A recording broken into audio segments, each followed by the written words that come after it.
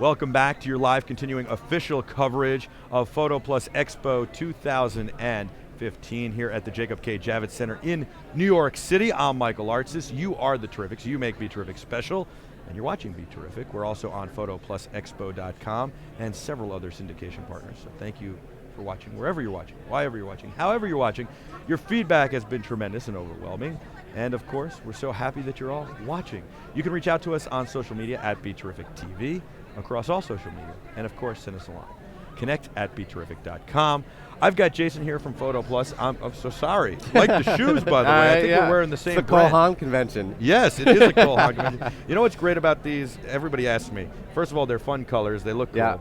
But they've got the Nike bottoms, and they're so comfortable. It's absolutely ridiculous. I have a couple of pairs. I imagine you probably do as well. I do. Yeah, I do. So you're in charge of education for PhotoPlus, and, yes. and I think that that's really something we don't talk about enough of with PhotoPlus. It's about not just having all these people here and getting them to see technology. It's not just about the vendors showing off not only to buyers, but to also to consumers, but it's really about education. So there are a lot of seminars and a lot of other things happening to educate photographers, imagers, video people, cinema creators, about the newest technology, the best workflows, the best practices, and the latest technology. Yep, that's what I do. So we are, a little bit about our conference program. So PhotoPlus, I'm in charge of education for the PhotoPlus group, which is PhotoPlus Expo, which is here in New York City, and for WPPI, which stands for Wedding and Portrait Photographers International, which is in Las Vegas. And both of those have large conference programs that are part of our expo. For PhotoPlus, we have over 100 speakers, over 100 classes, over 100 speakers that runs over 4 days from Wednesday through Saturday. And we have some great keynotes, and our conference program is about giving a well-rounded education, not only for the newest gear, and but also some good business, marketing, SEO, all the stuff that photographers need in today's market. There's so much to get into, and I think that it's great that you focus also on SEO and the business side, because I think that's where a lot of photographers, production companies, and cinema creators often have a hard time navigating, right? They're artists, they're creators, and also lots of times they're small businesses and doing more than they should or too much, and you got to figure out how to navigate the business aspects, the SEO, the marketing, especially with as competitive as it is now. Yeah, I mean, we always have some great business classes and marketing classes, but we all got into this industry to be artists, and the business classes can not always be as sexy as we want them to be, but we always try and come up with some really fun classes. Rob Greer does something for us on SEO, and has an approach to it that kind of, it's not only about the business, but an approach that is attractive to our audience. That's awesome. I would have loved to have sat in on that. Rob's pretty brilliant. Yeah. Well, hopefully I get to go to the next one. I love that we're doing this, and I'm very proud of it and very happy we're the official live stream here. We're happy to have you guys. Thank you very much. And I kind of feel like this is educational in many ways. We've had photographers on, we've had vendors on, we've had industry experts on, and I think that that's important. We get not only the technology and the technology aspects and get some really interesting conversations going and find out how the technology was created, why it was created. We get some real good explanations about that. But we also get these inspiring stories, and we get the photographers' viewpoint. Even just this moment yesterday that we had a National Geographic photographer on, and he started taking a picture of my head because he thought it was very interesting, which was a little odd. But he took it several times, and I said, don't just take the photo, explain what you're doing. Okay. So that basically what he was doing was teaching the people to think like he thinks when he's taking a photograph, and giving them a little bit of what goes through his mind and how they could take a better photograph. And he was doing it on all manual settings. So he explained what he was doing as he was doing it, why he didn't like the first photograph, the second photograph, the third photograph, why he took 5 of them. Right. And he says, I only shoot in natural lighting.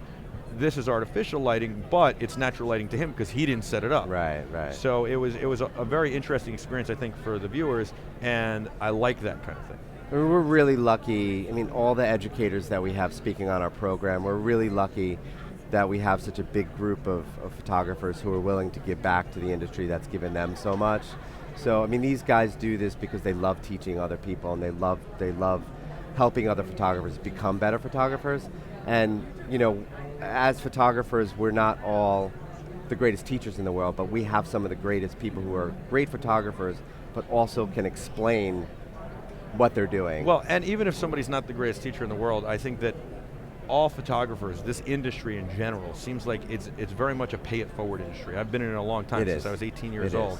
And I think everybody has always looked to pay it forward to the next person, Even if you're not the best at teaching, you're still looking to pay it forward. And I don't think there's any other industry where people do that as much as they do in this industry. No, and you know, again, we're really lucky, and it's great. And you know, shows like this, you know, it's not just the classes, it's not just the expo. This is a community that we belong to. So every year, this is that gathering.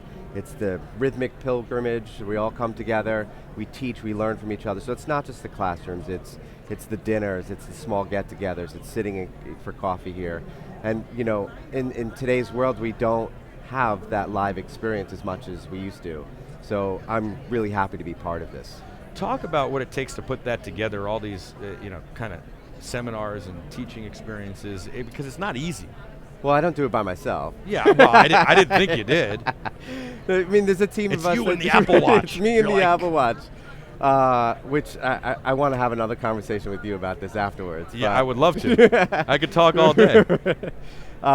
You know, it's you know, we get a lot of help from our vendors here in finding these people, and it's a lot of logistical. We're flying people in from all over the world, and hotels. It's New York City. It's not cheap. It's not cheap, and but we're fortunate to have the. One thing that I don't think a lot of people do realize is the amount of support that we do get from our vendors in the educational program. Well, I think that there is a lot of vendor support. They want to help further the industry too. Almost all vendors are always saying like, oh, how can we give back? How can we participate? Oh, do you know this guy? I mean, we've always meet vendors that say you got to interview this person or you got to interview that person, and they'd be great. And it's really interesting. There's not this competitive nastiness or this we only want to make money thing, which is great. It's really truly a remarkable industry. I mean, from their standpoint, if they're educated and they know how to use the product, and they're learning the fundamentals. What's that? Well, they buy more. They spend more money. Of course, of course. But you know, they don't want them to be frustrated, but you know, they want them to live long and prosper, right? You know, absolutely. So yeah. How did you first get into photography? So. I got into photography when I was about 17 years old. I worked for a local wedding photographer. Originally wanted to be a fashion photographer, went to FIT around the corner from here. Hit the pavement and kind of did the assisting thing for a while. I kind of went back and forth between shooting weddings and doing commercial and advertising work.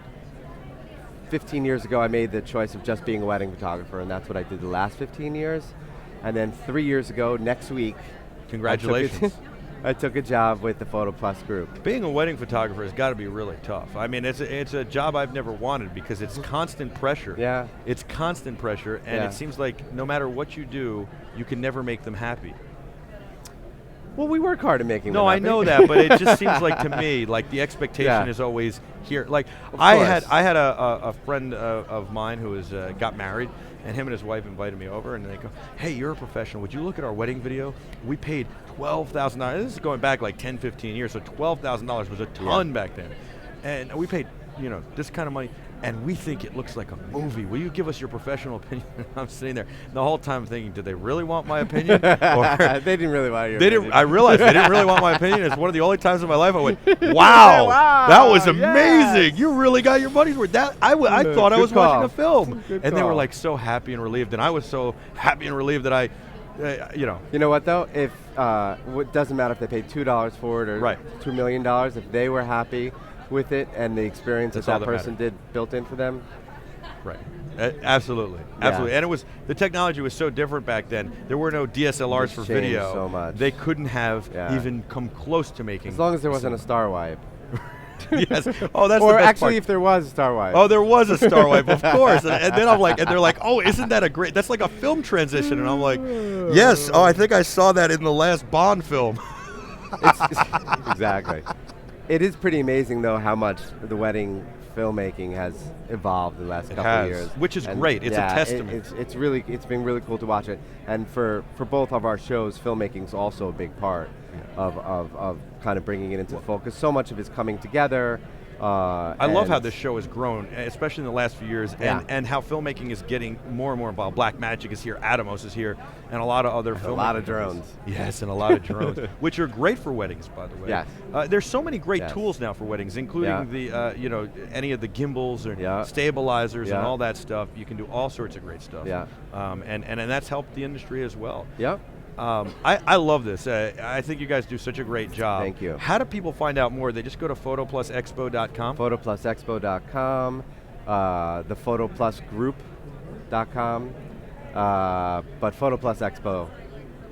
And you must get, I mean, everybody thinks they can speak. Every person who's an amateur to a professional photographer must come up to you and go, I want to teach a seminar, I can speak, and blah, blah, blah. And I mean, you have to sift through a lot of people, but also, and vet them well, but also a lot of ideas. How do you pick those ideas and how do you sift through the people?